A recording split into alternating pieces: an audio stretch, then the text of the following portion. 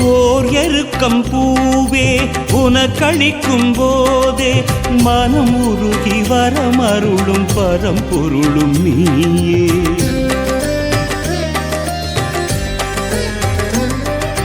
பால் பழங்கள் தேனே படைத்தளிக்கும் போதே மதம் பெருகி எதிர்த்தெறியும் கரிமுகனும் நீயே.